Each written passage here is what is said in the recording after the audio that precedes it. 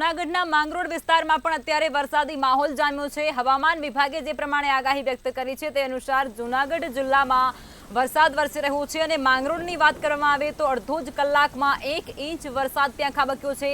પ્રથમ વરસાદે જ માંગરોળ નગરપાલિકાની પોલ ખોલી નાખી છે। નીચાણવાળા વિસ્તારોમાં વરસાદી પાણી ભરાયા છે, જેમાં જૂના બસ સ્ટેશન અને બંદર ઝાપામાં પાણી ભરાઈ ચૂક્યા છે। વરસાદી એટલે કે જે નગરપાલિકાએ પ્રી મોન્સૂનની કામગીરી કરી હતી તેના પર અનેક સવાલો ઊભા થયા છે અને પાલિકાની કામગીરીની જે પોલ છે તે પણ અહીંયા ક્યાંક ખુલ્લી પડી હોય તે પ્રકારના દ્રશ્યો અત્યારે જોવા મળી રહ્યા છે।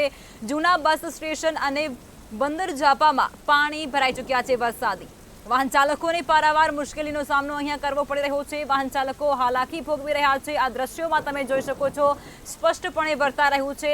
નીચાણવાળા વિસ્તારોની અંદર પાણી ભરાઈ ચૂક્યા હોવાના દ્રશ્યો સામાન્ય વરસાદમાં જ અહીં જોવા મળી રહ્યા છે। એટલે કે પ્રથમ વરસાદે જ માંગરોળ નગરપાલિકાની પોલ ખોલી નાખી છે, જે આ દ્રશ્યો તેની સાબિતી કરાવી રહ્યા છે। રમેશ રાજપરા રજૂઆતમાં તો એવું છે, માંગરોળમાં પહેલા વરસાદ હજી તો એક ઇંચ નથી પડ્યો પૂરો, ત્યાં આ બધા ખાડા અને રસ્તામાં ચારે બાજુ પાણી ભરાઈ જાય, હાલવા ચાલવાનું વાહન ન નીકળે એટલું પાણી ભરાઈ જાય। એની વધુ વરસાદ આવે પેલા યોગ્ય કાર્યવાહી કરવા સત્તાવાળાઓને વિનંતી। છેલ્લા ઘણા સમયથી આવું પરિસ્થિતિ ઘણા રવિભાઈ ઝોલિયા, માંગરોળ, જુનાગઢ જિલ્લો।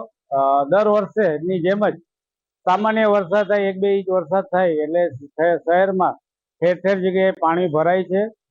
એમાંય ખાસ કરીને જૂના બસ સ્ટેન્ડ વિસ્તારમાં વર્ષોથી પાણી ભરાય છે। 4 રસ્તા છે, પાણી ભરાય છે, રાહદારીઓને ચાલવામાં ઘણી તકલીફ પડે છે।